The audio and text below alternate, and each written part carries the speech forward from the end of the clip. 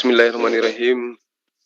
Assalamualaikum warahmatullahi wabarakatuh. Waalaikumsalam warahmatullahi wabarakatuh. Alhamdulillah, salatu wassalamu ala rasulillah wa ala alihi wa ashabihi wa mawalah. Rabbi syrah li sadri wa yassir li amri wahlul uqdatam min lisani yafqahu qawli. Amma ba'd. Alhamdulillah, puji syukur kita panjatkan kehadirat Allah Subhanahu wa Ta'ala, Tuhan semesta, pencipta alam semesta, Tuhan yang maha kuasa, berkuasa terhadap alam semesta, Tuhan yang maha kasih dan sayang terhadap alam semesta, dan Tuhan yang senantiasa mengawasi seluruh makhluknya yang ada di langit maupun di bumi. Salam dan taslim juga senantiasa kita limpahkan kepada junjungan kita Rasulullah Muhammad sallallahu alaihi wasallam sebagai khatam nabiyyin yang telah mengantar fase demi fase manusia kepada jalan kebenaran, menunjukkan jalan kebenaran itu sehingga tujuan daripada terciptanya manusia selaku khalifah di muka bumi bisa berjalan sesuai dengan kodratnya melalui pengajaran beliau. Sahabat-sahabat sekalian dimanapun sahabat berada, alhamdulillah pada pagi yang cerah ini kita kedatangan tamu yang sangat-sangat saya hormati, sangat saya banggakan, orang tua saya, gurunda saya, Al-Ustaz Rizal Al-Hasani. Saya meminta beliau untuk hadir di channel kita ini, channel kebanggaan umat Islam sedunia, ya, untuk mengupas tuntas tentang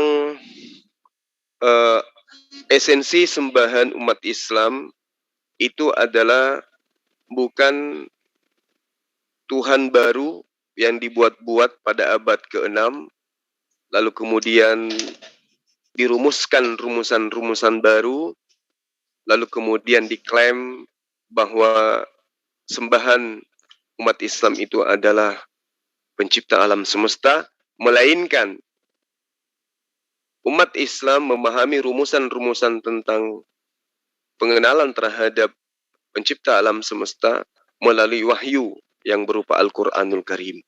Jadi para sahabat sekalian, hadirnya agama Islam itu bukan secara spontan. Kehadiran umat Islam di atas muka bumi Allah ini itu karena memang sudah diperjanjikan oleh Allah di alam praeksistensi manusia, termasuk praeksistensi Rasulullah Muhammad SAW yang diterangkan di dalam surah Ali Imran ayat 81.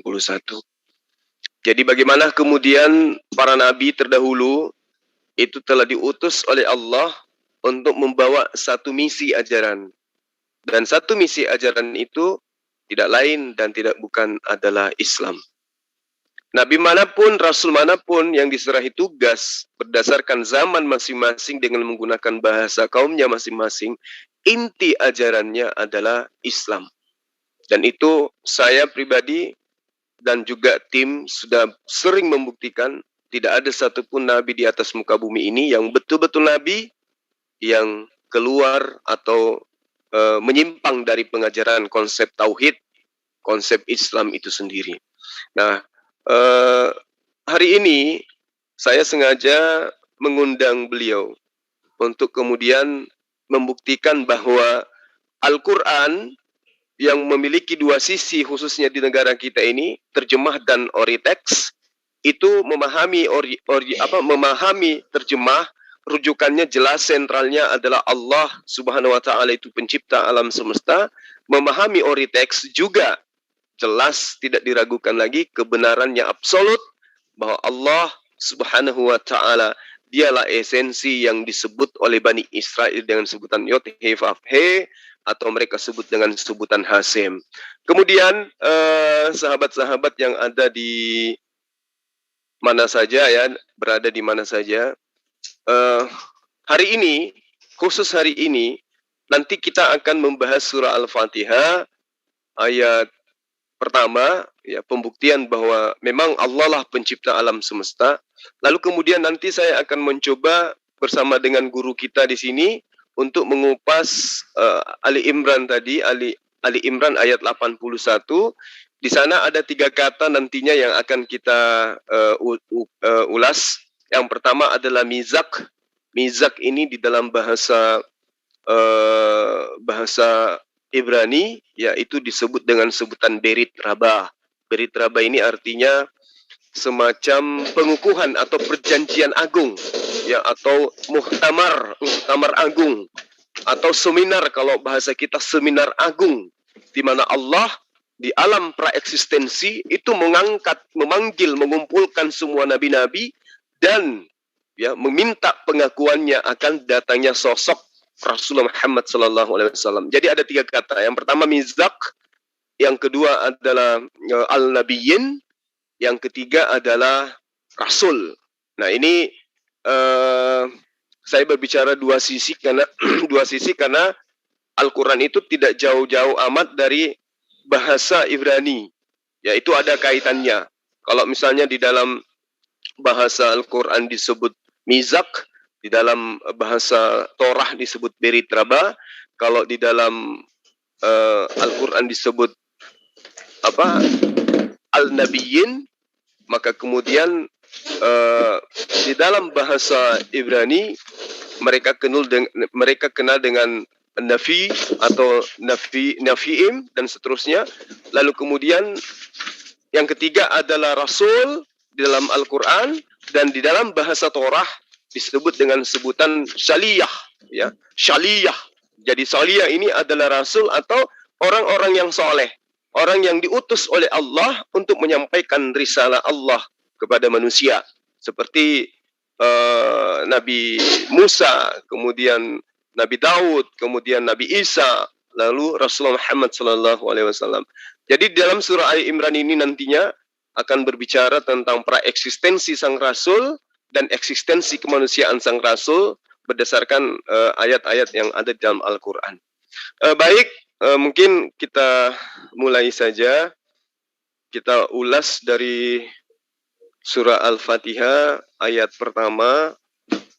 Mudah-mudahan, ya, kita doakan mudah-mudahan guru kita pada siang hari ini tetap sehat walafiat, tidak kurang satu apapun. Saya baca surah Al-Fatihahnya dulu ya, Gurunda. Silakan Bang. A'udzu billahi minasyaitonir rajim. Bismillahirrahmanirrahim. Alhamdulillahi rabbil alamin. Ar-Rahmanir Rahim.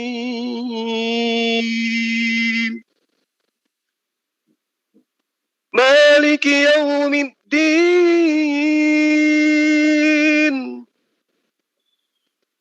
Iyyaka na'budu wa iyyaka nasta'in. Ihdinas siratal mustaqim. Siratal ladzina an'amta 'alaihim ghairil maghdubi 'alaihim waladdallin.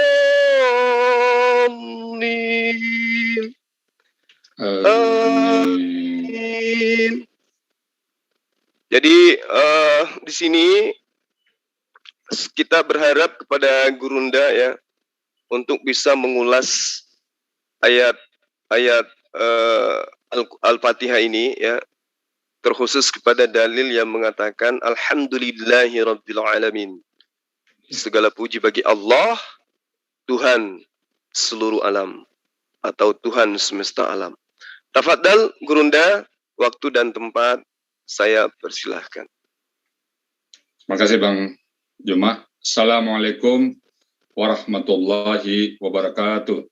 Waalaikumsalam warahmatullahi wabarakatuh. Alhamdulillahirabbil alamin wassalatu wassalamu ala asrofil anbiya'i wa mursalin wa ala alihi wa ashabihi ajma'in, amma ba'du. Pertama-tama, mari kita selalu bersyukur pada Allah Subhanahu wa Ta'ala yang telah banyak memberikan rahmat dan nikmat kepada kita semuanya, terutama kita lahir dalam keadaan Islam, lalu kita beriman, diberikan panjang umur serta sehat badan, sehingga kita dapat hadir bersama-sama di sini. Salawat beriring salam tidak lupa kita sampaikan kepada junjungan kita Nabi besar Muhammad Sallallahu Alaihi Wasallam, seorang manusia agung yang diutus oleh Allah ke muka bumi, membawa manusia dari yang gelap gulita kepada kondisi yang terang benderang. Bang Juma dan para netizen yang di Zuma Channel, tadi akan kita terangkan tentang surah Al-Fatihah. Saya mulai dengan Bismillahirrahmanirrahim. Tapi sebelum saya terangkan, saya terkagum dengan suara abang. Abang tuh minimalnya juara MTQ di tingkat minimum kabupaten ya bang ya. Pernah juara. Masya Allah. Iya, dari kecil juara Gerunda. Oh itu dia. Saya itu yang nggak bisa bang. Suara saya tuh perak. Jadi kalau saya orang rame, saya ngaji bubar orang bang. Nah suaranya tuh pecah. Itu. Masya Allah. Saya hanya bisa menerjemahkannya dikit ya bang ya. Oke. Bismillahirrahmanirrahim. Nah, to be dengan ismi kata benda, nama. Bismi dengan nama Allah, Allah. Yang nama Allah. Ar-Rahman itu kata benda juga. Ar-Rahman yang maha pengasih. Ar-Rahim maha penyayang. Jadi kitab suci Al-Quran ini Allah langsung memperkenalkan namanya. Tidak ada pabibu, tidak ada kata pengantar apapun. Ini yang membuat Profesor Jeffrey Lang dari Amerika sana, itu saya lupa universitasnya apa, kaget. Kok tiba-tiba ada satu buku, dia waktu itu kan nggak tahu nih kitab suci, dia pikir pengarangnya Muhammad, kok ada satu buku yang tiba-tiba memperkenalkan nama Allah yang maha pengasih dan maha penyayang. Wah ini yang saya butuhkan katanya. Dia belum menemukan sebuah kitab apapun yang di depannya itu ada memperkenalkan Allah dulu dengan nama Allah yang maha pengasih lagi maha penyayang. Saat kita gundah gulana, saat kita kesepian, saat kita dirundung malang, kita buka Quran, membaca surat Al-Fatihah ini, Bismillahirrahmanirrahim. Itu tentram jiwa bang. Saya pernah mengalami dulu. Saya pernah gundah gulana dulu. Begitu baca Al-Fatihah, aduh sejuknya minta ampun. Allah memperkenalkan dirinya, Bismillahirrahmanirrahim. Aku maha pengasih loh, kata Allah. Aku tuh maha penyayang. Kamu selama ini kemana saja? Seperti berdialog sama saya seperti itu ya. Allah maha pengasih. Bagaimana bukti Allah kasih pada kita semua di muka bumi ini? Kasih Allah untuk semua orang. Tak pandang bulu. Mau orang tuh taat, mau tidak taat, mau tuh orang tuh nggak kenal Allah, mau menghina Allah, tetap dikasih. Dikasih Allah tanpa syarat sama sekali. Kita bernapas di muka bumi ini, bernapas dengan hidung. Apa perlu syarat? Harus Islam dulu baru boleh ambil udara Allah? Tidak. Apakah kita minum air yang ada di air kita sekarang, yang keluar dari bumi ini, perlu Islam dulu? Enggak perlu. Karena Allah maha pengasih. Kita sehat badan, perlu Islam dulu? Enggak perlu. Jadi Bismillahirrahman itu sifat Allah yang maha pengasih, dan Allah maha kasih kepada seluruh hambanya, seluruh makhluknya, tanpa kecuali. Tetapi juga Allah maha penyayang, Ar-Rahim. Nah, Ar-Rahim ini hanya untuk orang-orang tertentu, orang-orang yang taat kepada Allah. Ar-Rahman nampak harta kita banyak, rumah kita mewah, anak kita banyak, sukses semuanya, harta berlimpah, Ar-Rahman. Tapi Ar-Rahim kita bahagia, hidup tenang. Ar-Rahim itu larinya ke jiwa. Jadi orang Islam di samping hartanya banyak, jiwanya tenang. Tapi ada juga orang yang hartanya banyak, nggak tenang. Nah, itulah orang yang ingkar kepada Allah. Teman-teman kita di daerah barat sana banyak nih tuh yang kaya-kaya semuanya. Bill Gates kaya, ini kaya, Michael Jackson kaya.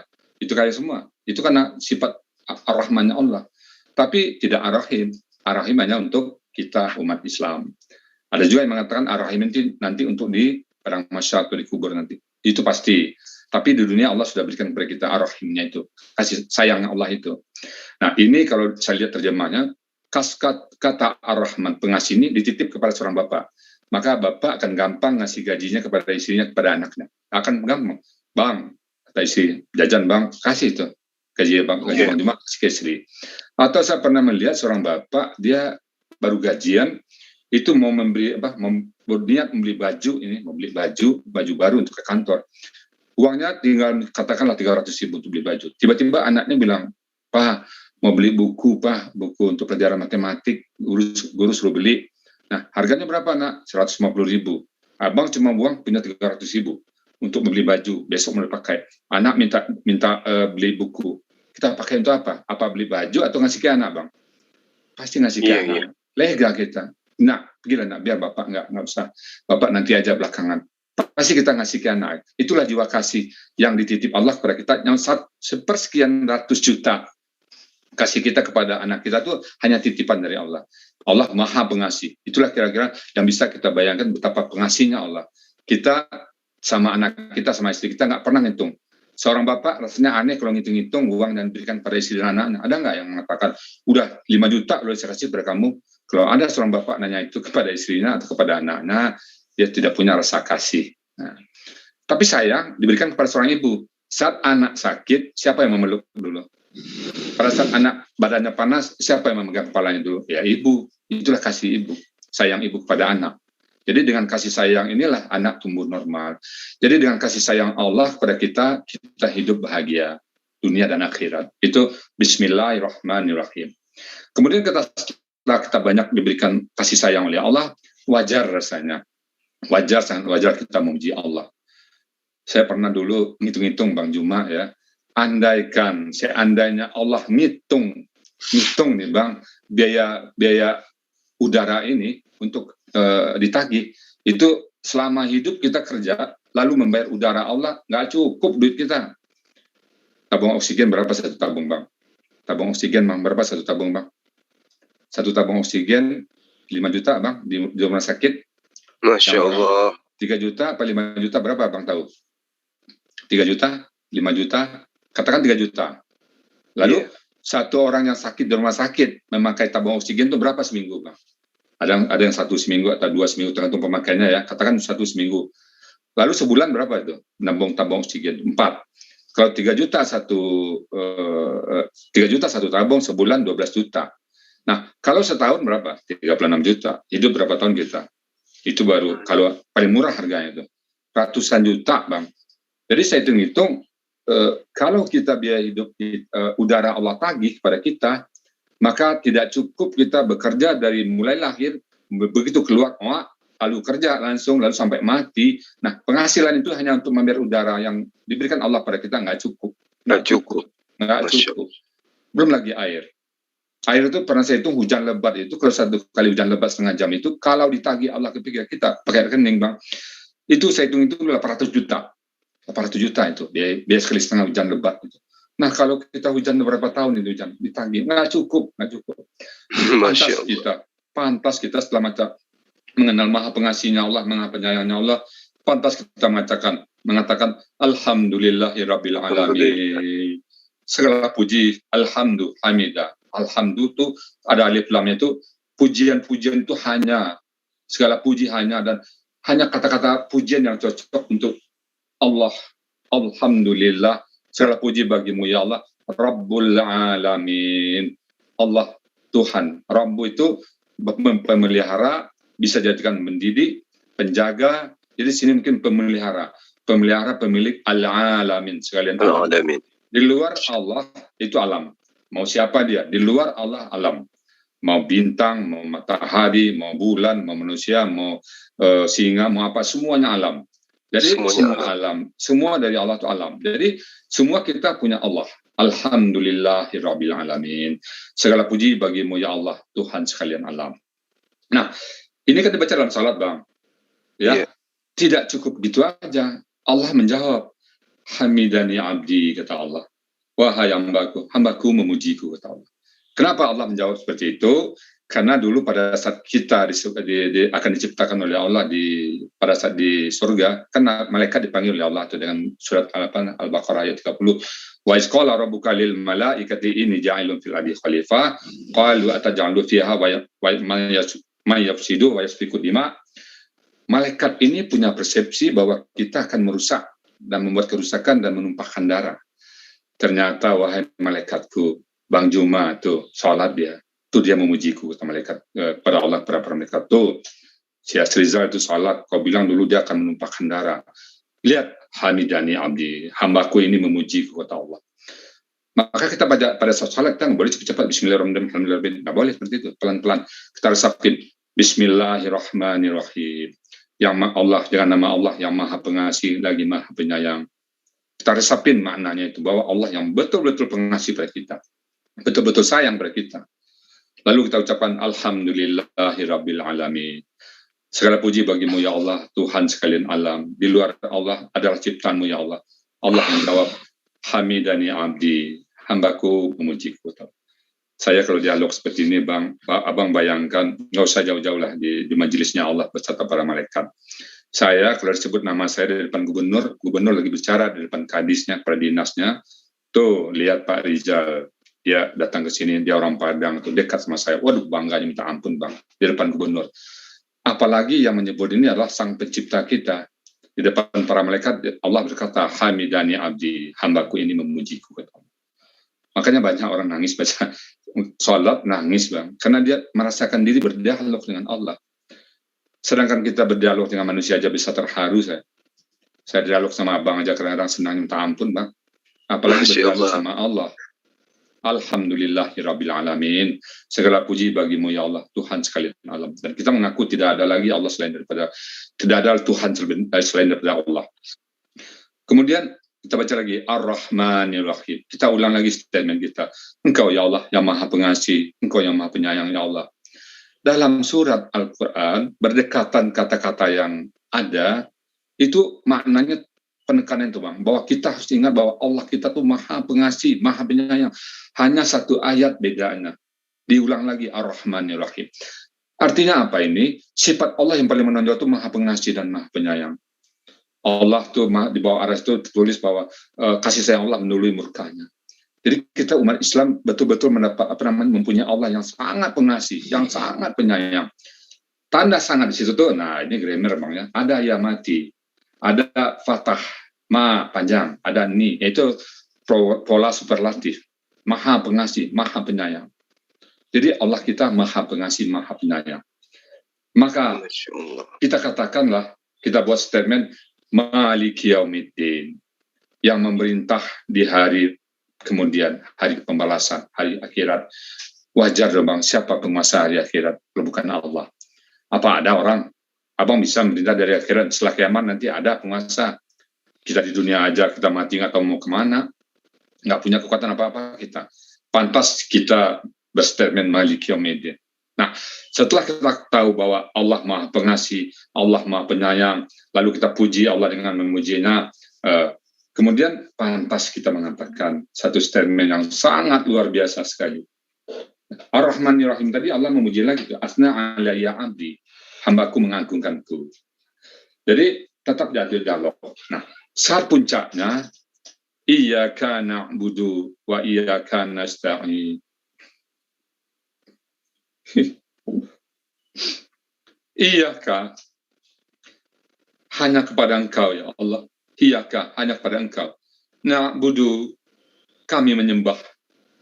Pantas ya Allah. Bahkan kurang ya Allah. Betapa banyak udara yang Kau berikan kepada aku. Tidak pernah Kau tagih rekeningnya ya Allah.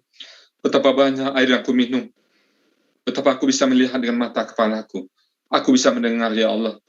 Aku bisa melihat. Lidahku masih bisa berkata-kata. Pantas aku mengatakan, Iyyaka na'budu. Hanya Engkau yang kusembah.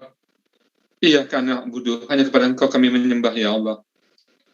Wa iyyaka, dan hanya kepada Engkau nasta'in, kami minta tolong. Sangat wajar. Karena selama hidup saya, nggak ada orang yang menolong saya kecuali Allah. Dan tidak saya pernah menyembah selain pada Allah. Fitrah saya mengatakan seperti itu. Saya tidak perlu dalil, ini fitrah, bukan iman, fitrah. Iyyaka na'budu, hanya kepada Engkau kami menyembah. Wa iyyaka nasta'in, hanya kepada Engkau kami minta tolong. Jadi ayat ini bunyinya na'budu dulu baru nasta'in. Bukan iyyaka nasta'in wa iyyaka na'budu. Nah, itu grammar lagi tuh Bang Zulman nanti. Jadi kita disuruh oleh Allah menyembah dulu. Menyembah dulu. Andaikan kita tidak menyembah Allah, Allah tidak akan rugi. Tidak akan turun derajat ke Allah kalau kita tidak menyembah sedunianya. Katakan saya sekarang nih, ramai-ramai kita pindah agama Bang. Kita sembahlah orang, kita sembahlah patung, kita sembah berhala. Ya Allah nggak ada masalah, nggak akan berkurang. Jangankan kita, dunia dan sisinya di mata Allah tidak ada nilainya melebihi dari sayap nyamuk. Jadi kalau kita semuanya murtad, ya nggak masalah ya Allah. Atau sebaliknya, kita taat semuanya, akan bertambah derajatnya Allah? Nggak akan bertambah. Karena Allah itu memang sudah agung dari dulunya. Agung sama Allah. Jadi kita yang butuh Allah. Iyyaka na'budu wa iyyaka nasta'in. Hanya kepada Engkau kami menyembah ya Allah. Statement kita, hanya kepada Engkau kami menyembah ya Allah. Wa iyyaka nasta'in. Dan hanya kepada Engkau kami minta tolong. Kalaupun kita minta tolong kepada manusia, itu hanya sekedar caranya aja. Tapi hakikatnya kita selalu minta tolong kepada Allah Subhanahu wa Ta'ala. Nah, pada saat ini Allah menjawab. Nah, ini puncak hubungan kita sama Allah. Apa jawab Allah? Haza baini wa baina abdi. Nah, ini kalau saya bayangkan di suatu pertemuan, katakanlah rapat presiden bersama para menteri, lalu kita hadir di situ. Hai menteriku, sebentar, saya berhenti, kita rapat sebentar, ada tamu saya Bang Juma. Saya akan ngomong sama dia empat mata dulu, sebentar ya.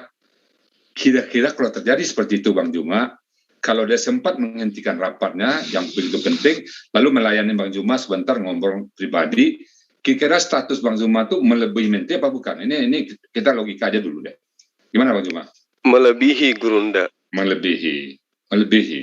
Di sini Allah mengatakan pada malaikat, malaikatku sebentar, lu nggak bisa aku campur. Ini urusan gue sama, ya Allah. Ini urusan aku sama hambaku ini. Kamu stop dulu. Saya membayangkan seperti itu. Stop dulu kamu. Aku urusanku dengan hambaku. Apa kata Allah? Haza baini wa baina abdi. Ini urusanku dengan hambaku. Wali abdi masyaallah. Dan bagi hambaku ini apa yang dimintanya. Aku akan berikan apa yang diminta oleh hambaku ini. Stop kamu sebentar dulu. Jadi seolah dialog langsung kita dengan Allah. Makanya banyak orang salat pada saat dia baca iyyaka na'budu wa iyyaka nasta'in, itu secara langsung air matanya meleleh, Pak. Karena dia merasa dapat jawaban dari Allah. Haza baini wa baina abdi wali abdi masalah.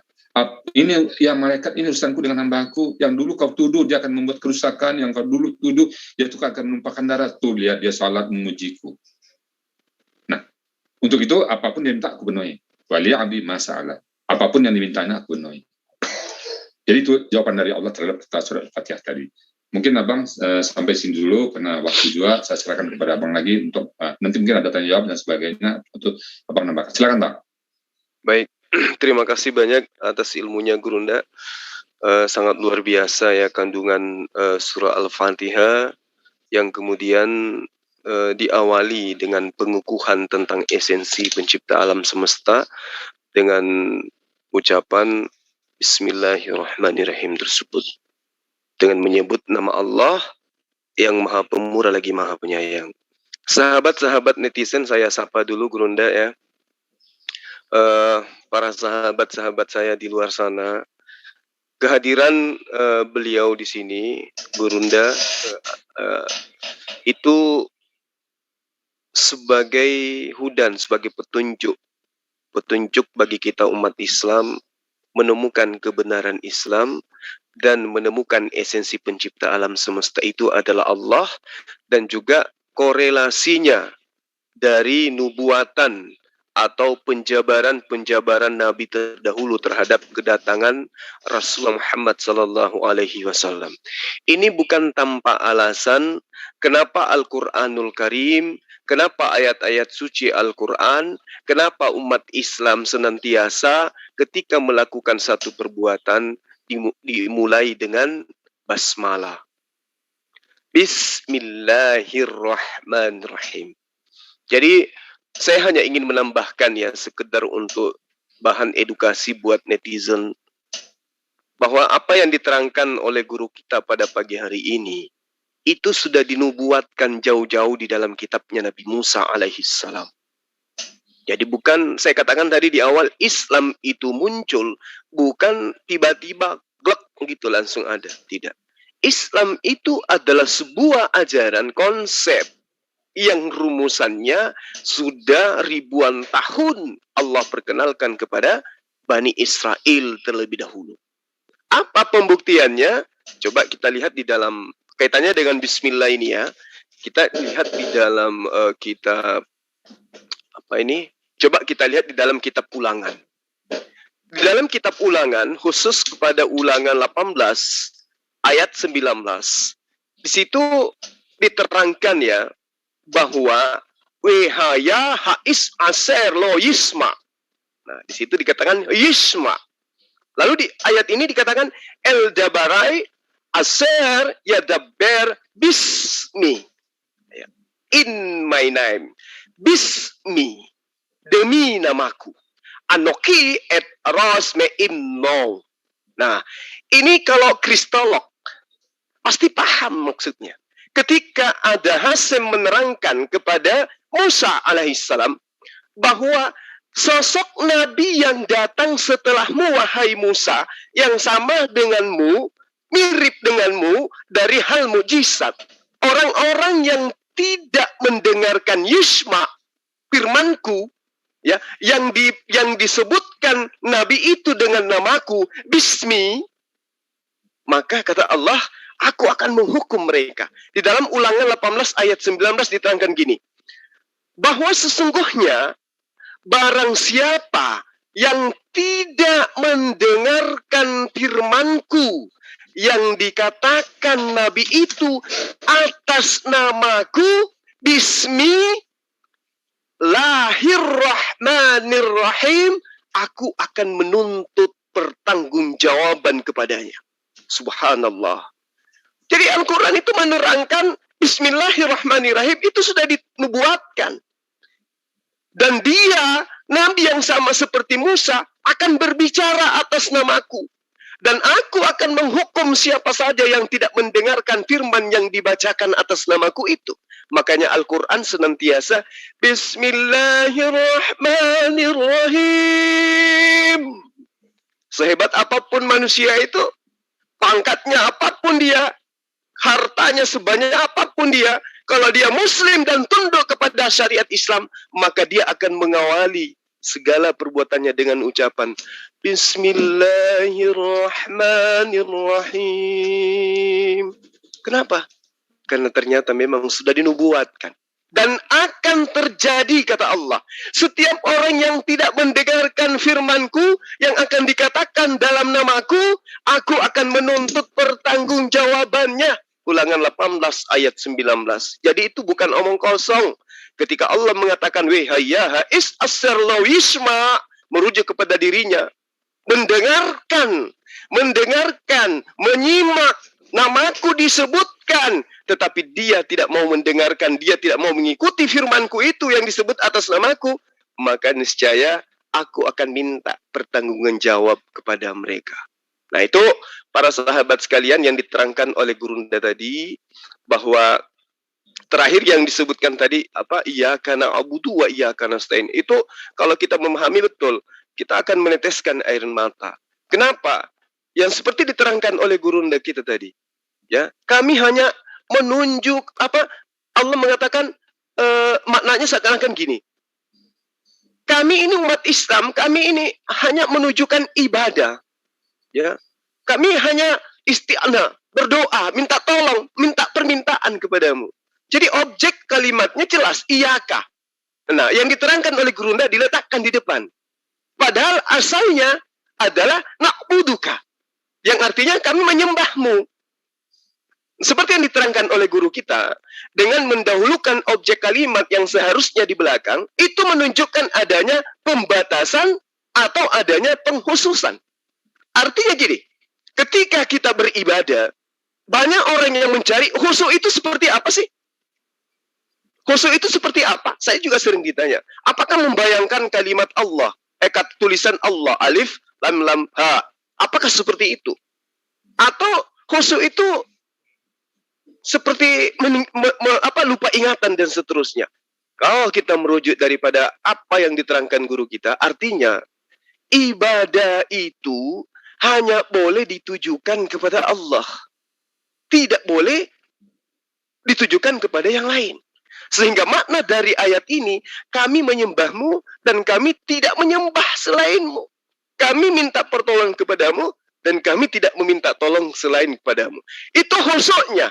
Kehususannya kemudian, analisa sederhananya, bahasa sederhananya, sadar kita sadar kita kalau kita sedang berdiri di hadapan Sang Pencipta alam semesta. Kita mampu membedakan kondisi di mana kita sedang menyembah. Kita mampu membedakan di mana kondisi saat kita takbir adalah kondisi sedang berdiskusi dengan esensi Pencipta alam semesta yang begitu dahsyat. Bagaimana mungkin kemudian kita bisa pecah konsentrasi kalau berhadapan dengan presiden? Kita datang ke presiden, duduk di depannya, ngobrol sama presiden. Jangankan pemikiran kita ke yang lain-lain. Cara duduk kita aja kita setel. Iya. Gerak tangan kita aja kita atur. Iya. Kedipan mata kita bahkan kita buat-buat seperti seakan-akan itu kita benar-benar fokus sama Sang Presiden. Apalagi yang menciptakan alam semesta. Itulah khusyuk. Iyyaka na'budu wa iyyaka nasta'in. Jadi tidak ada ruang. Tidak ada ruang. Ada sebuah bahasa gini. Dikatakan bahwa kamu itu ada seorang sufisme. Kamu itu gila, katanya. Si sufi ini bertanya kepada si fulan, kenapa Anda mengatakan saya gila? Ya kamu gila lah. Saya lagi sholat. Kamu lewat di depan saya mengejar perempuan. Dijawab sama si fulan, kamu jauh lebih gila. Karena kamu dalam keadaan menghadap Tuhanmu, kamu masih ada ruang untuk memperhatikan saya. Subhanallah. Artinya, ketika orang salat tadi menegur si fulan yang lari di hadapannya, dikatakan gila, kau lihat saya salat, kau masih lari di hadapanku. Orang itu balik, yang gila itu kamu. Sempat-sempatnya kamu ngaku menghadap kepada Pencipta alam semesta, masih juga ada pikiranmu ke saya. Ini khusyuk. Kita berbicara mengenai khusyuk. Kembali kepada yang tadi. Bismillahirrahmanirrahim itu sudah dinubuatkan oleh Allah, oleh Nabi Musa. Penyampaian Allah bahwa Nabi yang sama sepertimu berbicara atas namaku. Nah, mungkin Gurunda, mohon maaf nih, mungkin salah tidak kalau Bismillah ini itu boleh diterjemahkan. Kalau yang ada sekarang di Indonesia kita, di negara kita, Bismillah itu diartikan dengan menyebut nama Allah. Bisa tidak Bismillah itu demi nama Allah atau demi Allah? Demi nama Allah. Bisa nggak seperti itu, Gurunda? Fadal. Oh, gimana jawabannya itu Bang ya? Saya takut juga saya menjawab itu Bang ya. Coba maksudnya apa? Bi ini bisa nggak diartikan demi? Bisa demi, tergantung konteks. Nanti itu kan bisa demi, bisa kepada, bisa padahal. Demi itu artinya banyak. Masya Allah. Nah, berarti kena kepada nubuatan yang benar itu, yang mengatakan wehaya hais asir lo wisma. Justru saya tanya Bang, Asyem itu sebenarnya asal katanya ismi itu loh, Asyem itu. Iya, benar. Benar. Jadi benar. Bismillah dengan Asyem, dengan Asyem Allah. Nah, saya waktu itu belum sempat nanya ke Bang Isa itu. Kalau saya mengatakan Asyem itu Bismillah itu. Jadi Asyem disebut dengan di bahasa Yahudi ya ini Bismillahirrahmanirrahim ini. Ya. Sama ketika dikatakan Shema Israel, artinya itu merujuk kepada sebutan untuk menyembah kepada Tuhannya Bani Israel. Nama, betul. Betul. Kalau bicara Bani Israel, Bang, banyak kali dalam Al-Quran tuh, Bang. Satu surah itu, surat 17 itu surat Bani Israel itu. Iya, benar. Nama Musa, saya hitung, Bang, 131 kali muncul dalam Al-Quran. Nabi Muhammad menyebut Nabi Musa 131 kali, nggak tanggung-tanggung, Bang. Nabi Isa cuma 25 kali, Musa 131 kali. Berarti pentinglah cerita Tuhan yang Nabi Musa ini di Al-Quran. Subhanallah. Kalau ada masih ada waktu boleh saya tambah lagi Bang ya. Silakan Gurunda, silakan. Kenapa saya bertanya ke Bang, kita dialog santai ya. Tadi kan sudah terbukti itu ayat-ayat itu ya. Sekarang kenapa Isra Mi'raj melalui Masjidil Aqsa Bang? Kenapa? Tidak langsung dari Masjidil Haram ke Sidratul Muntaha. Kenapa singgah dulu di Masjidil Aqsa? Iya. Mungkin saya juga ingin tahu jawabannya Gurunda. Silakan. Biar mencerahkan netizen kita di luar. Ya.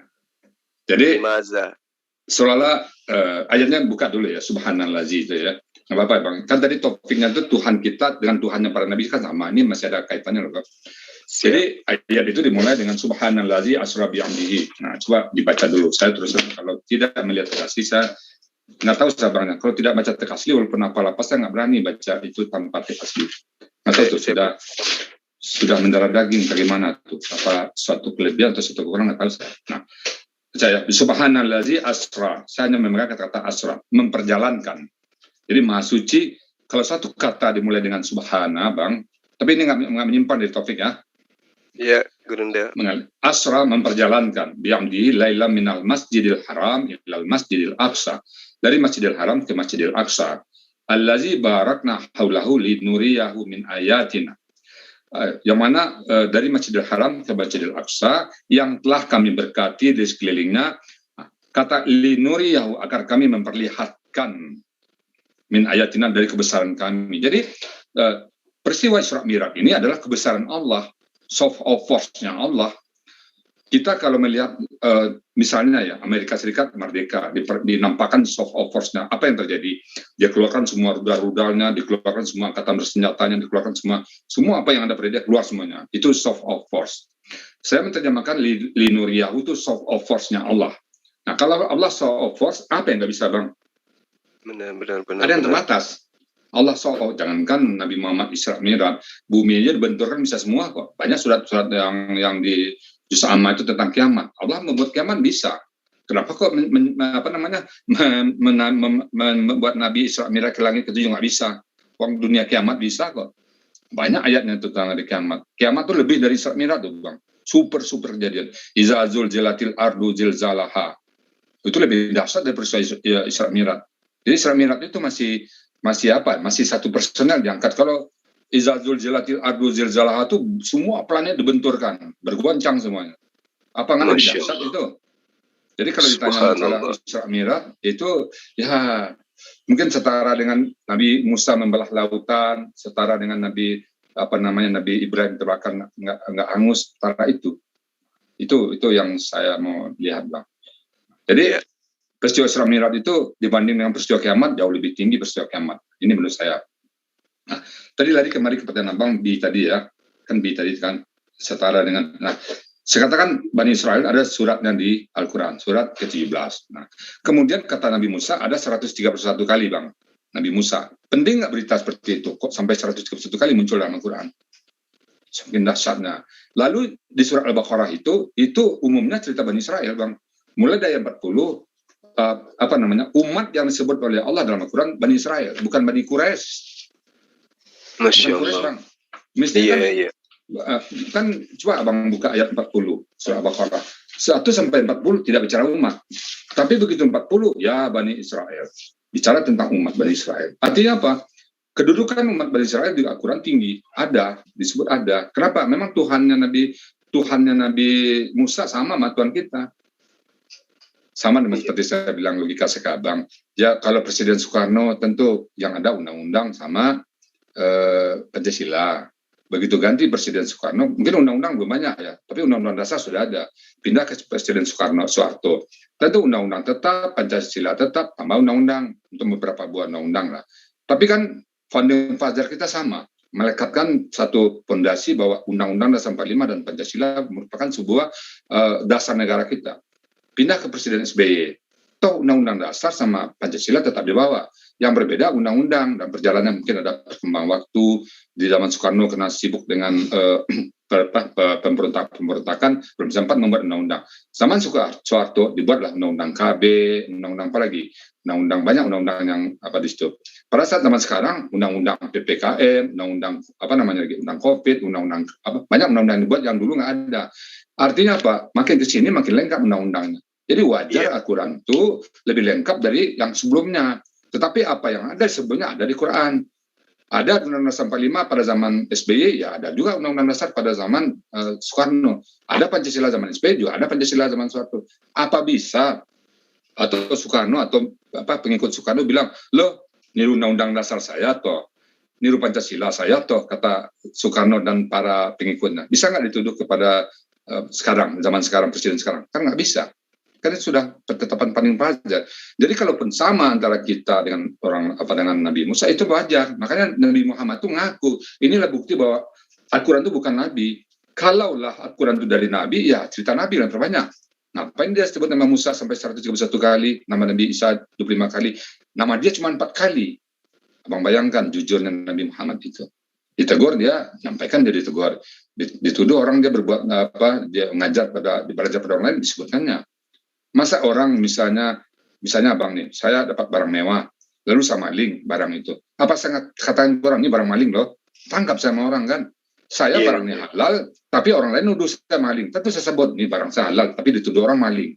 Berarti kan saya memang betul bukan maling ya bang. Kalau saya maling barang itu, pasti saya diam-diam. Kalaulah Al-Quran itu tuduhannya benar, surat An-Nahl itu kan ayat 103 itu bahwa kita belajar kepada umat, ada Nabi Muhammad belajar kepada orang lain, ya mungkin diumpetin Muhammad, bang.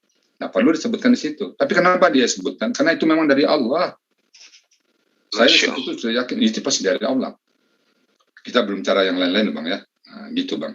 Saya kembalikan kepada abang, bang. Silakan, bang. Baik, Gurunda, terima kasih banyak. Jadi kaitannya apa yang disampaikan oleh Gurunda ya.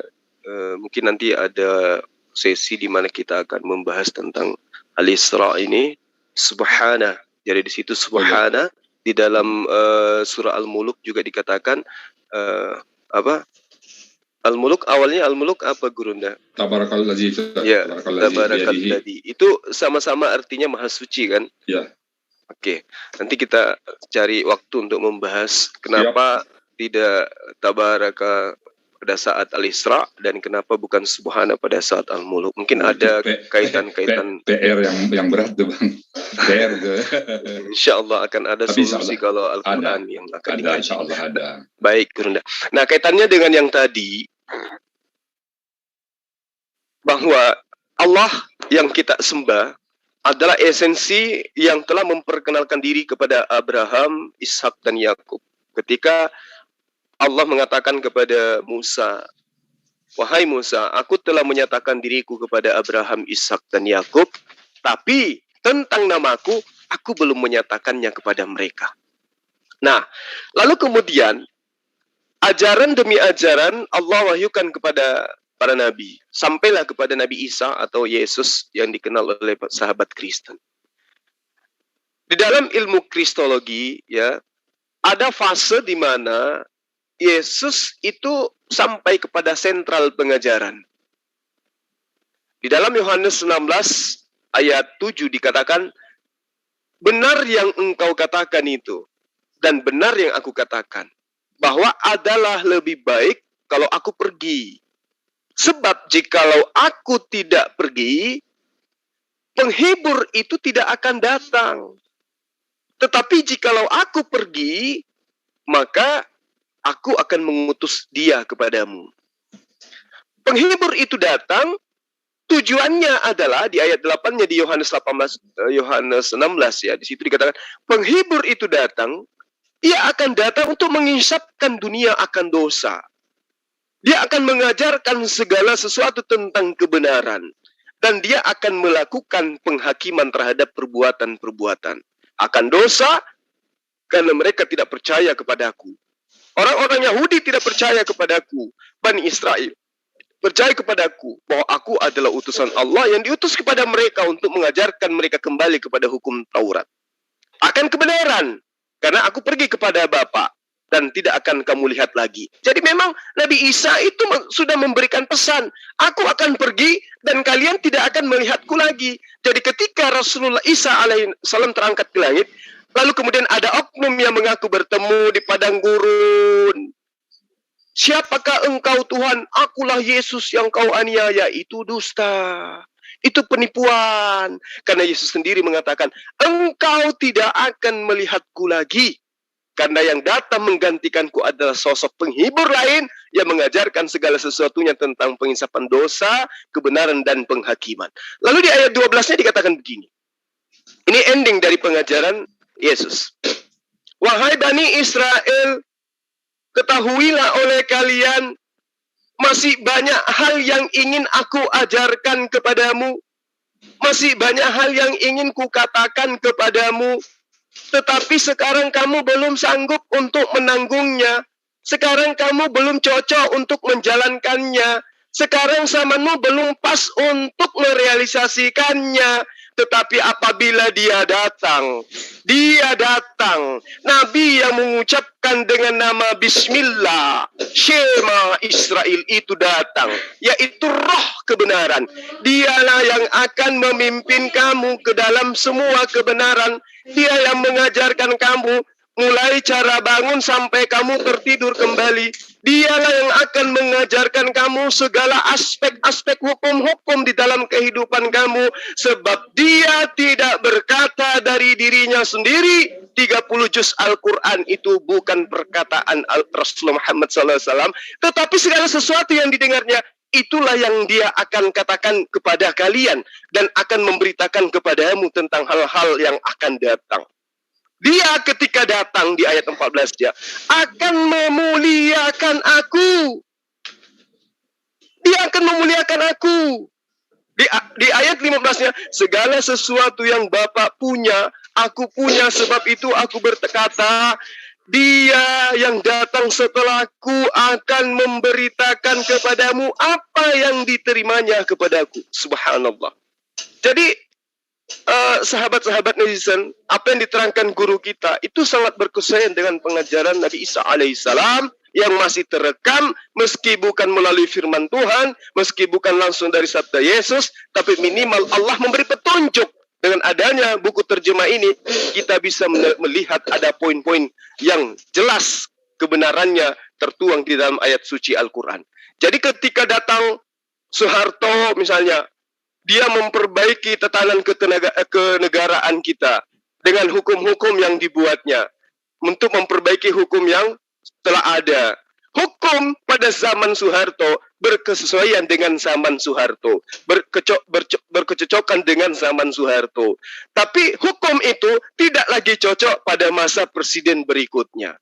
Tatanan, pola hidup, cara sudut pandang, cara perilaku, pola bergaul pada masa Soeharto tidak cocok lagi digunakan zaman sekarang. Kalau zamannya Soeharto kita pakai, cara berkomunikasi, cara berkelompok, cara bergaul dalam kehidupan sehari-hari, dipakai hukumnya, tatanannya pada hari ini, pada masa COVID, tidak cocok lagi. Maka yang cocok sekarang yang dipakai adalah hukum di rezimnya Pak Jokowi. Begitulah Islam. Islam menurunkan step by step ajarannya sesuai dengan kemampuan zaman masing-masing. Terkhusus Islam, karena Islam ini adalah penggenapan dari semua ajaran para nabi, dialah pelengkapnya, dialah penyempurnanya, maka hukum Islam yang ada hukum Allah yang memiliki alam semesta ini, itu tidak bisa dirubah oleh zaman. Dia tidak tergerus oleh zaman.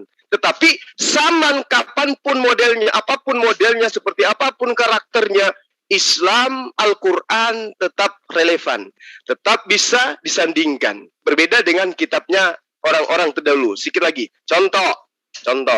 Pada masa kitab terdahulu di imamat, orang yang panuan, caranya dikurung 7 hari 7 malam. Tanpa mandi, tanpa ganti baju. Dikurung. Di imamat 13. Nah, sekarang kalau dia tidak sembuh, diperiksa oleh imam, oh bintik-bintiknya masih ada. Cara disembuhkannya apa? Disimpan lagi 7 hari, dikurung lagi 7 hari. Bintik-bintiknya penuh badannya, kalau sudah dikatakan penuh badannya panu, baru dikatakan tahir atau suci. Ini nggak cocok lagi dipakai zaman sekarang. Bakar roti jelai di atas tai kering, itu nggak cocok lagi dipakai sekarang. Itulah makanya hukum-hukum yang ada Allah gambarkan di dalam kitab suci, itu berkesesuaian hanya pada zamannya. Terkhusus Islam, sampai kapanpun, sampai kiamat pun berkesesuaian dengan zamannya. Itulah yang saya katakan tadi, bahwa Rasulullah Muhammad SAW itu sudah dinubuatkan dari zaman-zaman terdahulu, maka sembahan kita jelas adalah sembahan yang sama. Allah menerangkan dirinya di dalam ulangan 6 ayat 15, bahwa akulah Tuhan, akulah yang maha tinggi, akulah yang maha suci, yang Islam sebut dengan subhanahu wa ta'ala. Jadi tidak ada keraguan di situ para sahabat sekalian, kitabnya Bani Israel yang ada terjemahannya saat sekarang, dan juga Al-Quran jelas mengukuhkan bahwa sembahan kita adalah sembahan pencipta alam semesta, tidak diragukan lagi. Demikian sementara Gurunda, silakan dilanjut. Oh, luar biasa Bang, ini nggak bisa saya gitu analisa sana Bang, tajam kali analisa Abang ini. Saya dapat apa namanya? Kan guru yang ngajarin. Aduh, merinding saya nih Bang. Jadi Tuhannya kita dengan Tuhannya Nabi Musa sama. Saya mungkin kalau ingat berapa lama waktu kita nih Bang? Saya sampai jam 8 kurang 5 Bang ya. Mungkin 1-2 sudah datang peserta di Bang. Saya nggak apa-apa. Boleh. Nanti kalau misalnya Gurunda sudah habis waktu, saya juga akan pamit. Saya bilang dia, Bang, ini ada Bang Jumal sini. Oh, terus katanya kan. Siapa yang nggak kenal Bang Jumal kan? Masya Allah. Saya hanya nambahkan dikit Bang ya, bahwa tadi kan sudah saya tegaskan bahwa Nabi Musa itu muncul dalam Al-Quran itu 131 kali. Kemudian nama surah ada Bani Israel. Lalu di Al-Baqarah itu mulai 40. Yang pertama ditegur itu bangsa Bani Israel. Nah, banyak ayat. Itu 40 sampai berikutnya, sekolah misalnya dari ayat 141 ke belakang itu cerita Bani Israel. Dan saya sudah konfirm kepada Bang Isa, oh ada katanya. Kemarin saya diskusi sama dia panjang lebar tuh, ada. Coba Bang buka ayat 40 Al-Baqarah tuh. Bismillahirrahmanirrahim. Ya Bani Israel. Ya Bani Israel. Disebut Bani Israel di sini Bang. Di samping ada surat Bani Israel, lalu disebut lagi ya Bani Israel. Lalu ayat 47 ya Bani Israel. Ada cerita yang saya menarik Bang ya. Saya bertanya kepada Bang Isa cerita tentang Nabi Isa memukul tongkatnya lalu keluar 12 mata air. Sebelum itu ada surat mana dan salwa. Bang Isa bilang kan, apakah ada dalam Taurat tentang makanan mana dan salwa? Oh ada katanya. Al-Quran ada surat 57. Wazalalna alaikumul gamam wa anzalna alaikumul manna wa salwa. Dari situ dengan makanan yang turun dari surga itu pada saat kaum Bani Israel diminta dengan Nabi Musa, atau mungkin bahasa sana itu keluaran pada saat dia keluar dari negeri Mesir minta ini. Kemudian ada lagi tentang ayat 60. Wa izistasqa Musa liqaumihi faqul nadrib bi'asakal hajar fanfajarat min husnata asyrata ainan. Nah, pada saat umat Nabi Musa meminta air, maka Allah mengatakan pukul dengan tongkatmu itu batu. Maka fanfajarat min husnata asyratan ainan. Muncullah 12 mata air. Ini menggambarkan bahwa 12 mata air itu 12 suku yang ada di Bani Israel kan. Benar kan Bang? Benar katanya. Nah, itu kan. Jadi antara Al-Quran dan Torah berkesesuaian. Jadi ada lagi tentang cerita Sabab. Nah, itu surat 65. Walaqad alimtumul ladzina qadaw minkum fis sabti faqulna lahum kunu qiradatan khashin fis sabti. Dialog kami panjang lebar. Ada hari Sabtu kan dilarang beribadah kan Bang Juma? Iya. Nah, ada di sini di Sabti. Jadi komplit. Sebelum lagi 10 perintah Tuhan itu ada lagi di kita. Jadi dari sisi manapun komplit. Bahkan mungkin nanti lebih komplit kita bicara. Jadi saya tidak akan meragukan lagi. Nah terakhir di situ kan Bang Taurat, ada apa namanya yang Taurat lisan, Taurat tertulis ya Bang? Iya. Nah ya Al-Quran ada indikasi. Kalau bicara Torah, At-Taurah ada alif lamnya itu betul-betul kitab Taurat. Tetapi ada di surat apa? Bicara Suhufi Ibrahim wa Musa surah Al-A'la. Surah Al-A'la kan ada bunyinya itu Bang. Saya menterimakan itu Suhufi Ibrahim wa Musa itu ada kitab lain di samping Taurat. Nah ayat surat Al-A'la itu kan Abang tahu kan inna hadza lafi suhufil ula suhufi Ibrahim wa Musa. Kenapa suhufi Ibrahim wa Musa? Berarti Nabi Musa di samping ada Taurat ada suhuf lagi. Iya. Nah, ini hebat lagi Quran ini sebenarnya. Saya tanya Pak Maisa, ada Abang tahu kan ada Taurat lisan, ada Taurat tertulis. Jangan-jangan ini Taurat yang lisan ini Bang ini. Karena bahasanya beda. Kalau Al-Quran itu nggak ada bahasa abu-abu. At-Taurah ya Taurah. At-Taurah itu berbelasan kali muncul dalam Quran. Tapi si satu ini kenapa kok suhufnya Musa? Ini bukan Tauratnya Musa, kenapa suhufnya Musa di sini Bang?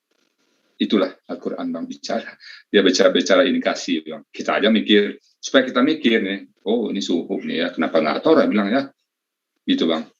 Mungkin itu tambahan dari saya Bang, dan sekali lagi saya terima kasih Bang, saya merasa tersanjung Abang. Saya terima kasih Gurunda. Abang, ya, insya Allah saya bisa berbagi lah dengan teman-teman Abang yang ada di follower Abang, dan saya untuk Abang waktu saya khusus kapan aja Bang minta saya di luar kelas ya siap. Masya Allah. Baik, Gurunda. Oke. Terima kasih Saya- banyak, Gurunda. Saya pamit dulu ya, lebih kurang Baik, mohon maaf. Salam baik. kepada para netizen abang semuanya. Saya rindu Baik, mereka. Gurunda. Terima kasih Insyaallah kalau- banyak atas kedatangannya. Lebih kurang mohon maaf. Bila taufiq wal hidayah. Assalamualaikum warahmatullahi wabarakatuh. Waalaikumsalam warahmatullahi wabarakatuh. Baik, netizen yang ada di live comment ya.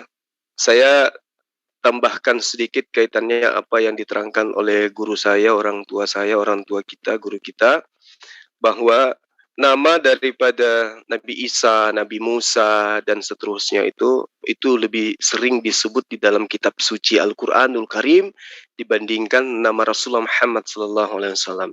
Nah, ini juga sering dijadikan oleh teman-teman Kristen sebagai senjata untuk menyerang Islam. Bahwa Al-Quran kitabmu itu jauh lebih memuliakan Nabi Isa alaihissalam daripada Muhammadmu, kata mereka. Memang di dalam Al-Quran Nabi Isa alaihissalam, kalau tidak keliru saya, itu disebutkan 25 kali. Sementara nama Rasulullah Muhammad SAW disebut langsung itu kurang lebih 4 kali ya. Intinya di situ. Nah, apakah berarti bahwa nama daripada ini yang nama orang-orang ini menjadi penentu ya kebenaran Al-Quran itu sebagai kalamullah atau tidak? Justru itu bukti bahwa Al-Quran itu adalah kalamullah, firman Allah, bukan perkataan Rasulullah Muhammad SAW. Kalau Al-Quran itu perkataan Rasulullah Muhammad SAW, percayalah para sahabatku, nama beliau yang paling banyak dia sebutkan. Karena tujuannya tentu untuk mengangkat dirinya. Membuat Al-Quran dengan tangannya sendiri. Kalau Al-Quran itu betul dari dirinya sendiri, maka yang ingin dia jajakan adalah dirinya. Maka dia tidak akan menceritakan tentang dirinya ditegur oleh Allah. Ketika dia bermuka musam, dia tidak akan ditegur oleh Allah. Dia tidak akan pertontonkan dalil itu kepada kita. Kalau Al-Quran itu adalah perkataan dan buatan Rasulullah Muhammad SAW, maka dia tidak perlu menyinggung nama yang lain. Namanya aja yang ada di dalamnya. Tetapi ada seorang murtadin yang saya pikir dia tidak waras, justru mencari nama Muhammad bin Abdullah. Justru itu menjawab dan menampar mereka. Kalau Al-Quran itu karangan Rasulullah Muhammad SAW, maka akan penuh dalil di dalam Al-Quran Muhammad bin Abdullah. Muhammad anak laki-lakinya Abdullah. Muhammad anak laki-lakinya Aminah. Dan seterusnya. Dia akan menuliskan silsilahnya di dalam Al-Quran. Supaya dikenal, supaya terkenal, supaya dikagumi. Tapi subhanallah, bukan itu yang diinginkan oleh Allah. Kalau Al-Quran itu perkataan Rasulullah Muhammad SAW murni dari dirinya, sekali lagi saya katakan, maka yang dia proklamirkan adalah dirinya, yang dia proklamirkan adalah keluarganya, yang dia proklamirkan adalah bangsanya, yang dia proklamirkan adalah keturunannya. Dan dia tidak akan menyeru kepada seluruh manusia untuk taat kepada Allah. Tetapi dia akan menyeru kepada manusia bahwa bangsa Arab adalah bangsa yang paling mulia di antara seluruh bangsa. Layaknya kitabnya Kristen. Layaknya Paulus yang mengaku dirinya rasul yang paling mulia di antara seluruh rasul. Tapi Rasulullah Muhammad SAW sedikit pun tidak mencerminkan mengangkat dirinya. Itu satu. Yang kedua, walau Nabi-nabi ini, Nabi Isa disebut berkali-kali daripada Rasulullah Muhammad SAW. Tapi kita harus paham. 114 surah, 30 juz Al-Quran. Tidak satu pun ayat yang diwahyukan kepada selain Rasulullah Muhammad SAW. Semuanya diwahyukan kepada beliau Al-Quran itu. Berarti memang Rasulullah ini adalah manusia yang mulia. Makanya saya tadi sengaja mengangkat Ali Imran ayat 81 itu. Ketika Allah memperjanjikan di praeksistensi, dipanggillah Nabi Isa, Musa, Abraham, dan seterusnya. Kamu bersaksi enggak bahwa aku akan mengutus seorang Rasul yang akan menghapus dosa, bukan menebus dosa. Kalau Yesus menebus dosa, Rasulullah Muhammad SAW justru penghapus dosa dunia. Makanya dikatakan nubuatannya, dia yang akan mengajarkan untuk menginsapkan dosa dunia. Kenapa dia menghapus dosa dunia? Karena Al-Quran, Rasulullah Muhammad SAW melalui Al-Quran menerangkan kepada kita, kalau kamu berzina, cara menghapusnya seperti ini. Kalau kamu mencuri, salah cara menghapusnya seperti ini. Kalau kamu membunuh, cara menghapusnya seperti ini. Kalau mengumpat, cara menghapusnya seperti ini. Kamu punya harta, cara menghalalkannya seperti ini. Kamu punya keturunan, cara memperbaikinya seperti ini. Dia datang menghapus dosa dunia. Dialah Rasulullah Muhammad SAW. Nubuatannya kemudian, dia yang akan mengajarkan segala sesuatu tentang hukum-hukum. Diajarkanlah hukum-hukum itu. Halal, haram, makruh, dan seterusnya. Itu yang kedua. Yang ketiga, para sahabat-sahabat sekalian. Al-Quranul Karim, kalau itu adalah perkataan Rasulullah Muhammad SAW, maka tentu dia akan menuliskan namanya lebih banyak. Kenapa? Karena kita lihat, kebenaran Al-Quran adalah kebenaran absolut. Bagaimana kemudian kita mengetahui di zaman sekarang untuk mencari jati diri seseorang, untuk mengetahui identitas seseorang, ada yang disebut sidik jari. 1400 tahun silam itu sudah diterangkan oleh Rasulullah Muhammad SAW. Kalau Al-Quran itu perkataan beliau murni, maka tentu dia akan mengangkat namanya, sehingga dikenal bahwa dialah yang menemukan sidik jari. Kalau sekarang ditemukan air di laut itu terbagi dua. 1400 tahun silam telah diterangkan oleh Al-Quran. Kalau betul itu adalah perkataan Rasulullah Muhammad SAW murni, bukan dari Allah, maka dia akan mengangkat dirinya bahwa akulah profesor di atas segala profesor. Akulah sumber ilmu pengetahuan. Karena semuanya berasal dari Al-Quran. Ilmu pengetahuan apapun di atas muka bumi ini, itu tersimpul di dalam Al-Quran. Dan kalau itu murni asalnya dari seorang manusia bernama Rasulullah Muhammad SAW, maka orang di luar Islam lebih layak menuhankan beliau. Sekiranya memang betul itu adalah perkataan murni dari beliau. Tapi Maha Suci Allah, tidaklah Al-Quran itu dari mulut Rasulullah Muhammad SAW semata-mata, tetapi itu murni adalah wahyu dari Allah, disampaikan malaikat Jibril yang ditaruh di mulutnya, sebagaimana nubuatan di dalam Ulangan 18 ayat 18, aku akan mengutus seorang nabi yang sama seperti engkau Musa, aku akan menaruh firmanku di mulutnya, apa yang diucapkannya adalah perkataan dari mulutku.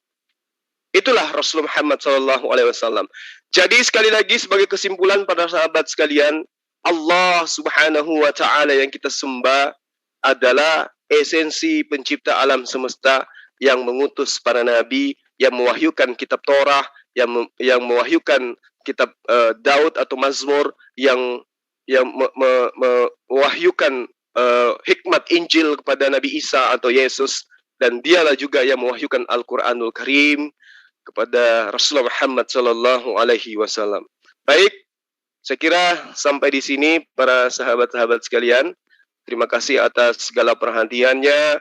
Kepada teman-teman Kristiani yang penasaran ingin berdialog dengan saya tunggu di Zoom ini ya, di hari-hari kedepannya. Kalau ada yang ingin berdialog dengan saya, silakan kontak saya di nomor Excel saya 081990032227. Ya, silakan mari kita berdialog dengan baik. Kalau Anda baik, kami pun akan baik. Kalau Anda kasar, tentu kami adalah sosok yang pantas untuk Anda segani, karena tidak layak bagi kami untuk berkasar atau menghujat, ya, karena kami adalah mewakili agama Islam. Kami menyampaikan kebenaran. Ini adalah undangan buat sahabat-sahabat Kristen yang ingin berdialog dengan saya. Silakan luangkan waktunya. Insya Allah kita akan mengkaji apapun itu, baik Al-Quran maupun hadits ataupun kitab Perjanjian Lama atau Perjanjian Baru. Saya Zulkifli Abbas, bagian daripada garda terdepan dari Zoom ZCC, dan juga sebagai ketua umum dari organisasi atau yayasan-yayasan pembinaan mu'alaf, sekaligus sebagai ketua wilayah yang juga ditunjuk dari beberapa yayasan-yayasan pembina mu'alaf. Jadi sekali lagi saya katakan bahwa keberadaan kami umat Islam di Nusantara ini adalah sebagai rahmatan lil alamin, mengajarkan manusia untuk menjadi manusia yang sempurna, yang seharusnya sebagaimana kodratnya untuk tunduk dan patuh kepada Tuhan pencipta alam semesta yang kami sebut dengan sebutan Allah Subhanahu wa taala. Demikian para sahabat sekalian, terima kasih atas segala perhatiannya. Mohon maaf atas segala kekurangan. Lain kali kita akan nyambung lagi untuk berdialog, berdiskusi. Kita undang guru-guru kita yang lain. Wabillahi taufiq wal hidayah. Assalamualaikum warahmatullahi wabarakatuh. Salam satu Tuhan.